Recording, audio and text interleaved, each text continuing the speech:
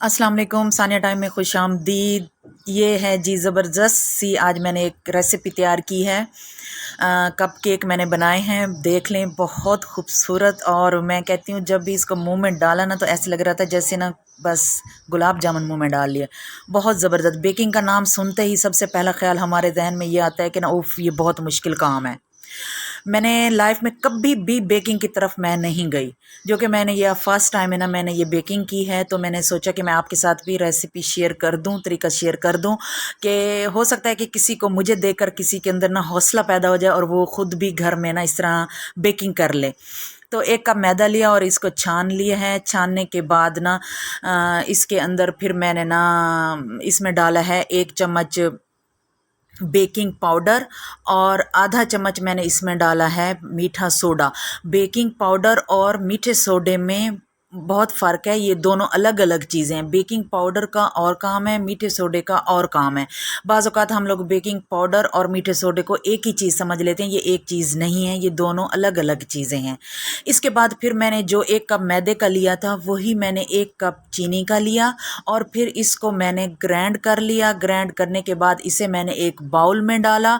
Bowl में डालने के बाद 1 कप मैंने इसमें डाला है घी। ठीक हो गया।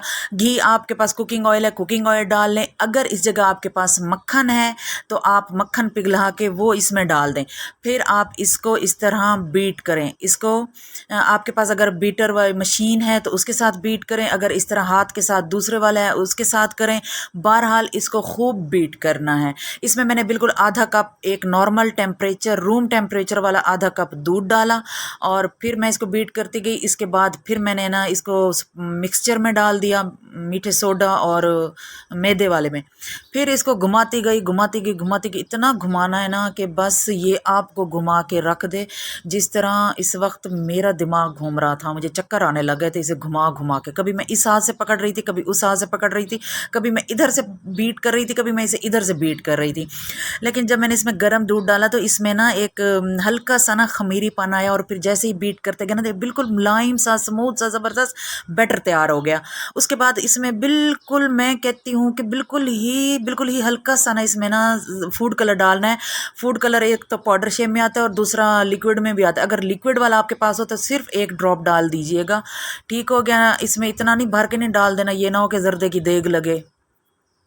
ये मैंने पहले ही नीचे दम वाली आग पे ना ये पतीला मैंने रख दिया था। फिर मैं ना कप के ऊपर, कपों के अंदर हल्का हल्का घी लगाना है, जो कि मैं लगाना भूल गई थी, मुझे बाद में निकालते वक्त मसला हुआ है। आपने लाजमी लगाना है।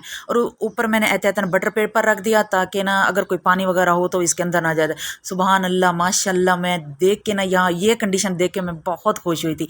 इसके अंदर मैंने तीली डाली ताकि कोई अगर अगर अभी कच्चा है तो 10 मिनट और दे दूंगी, नहीं तो ये पूरे 30 मिनट में ना लगा, ना ओवन, ना अंडा, ना कुछ, कुछ भी नहीं।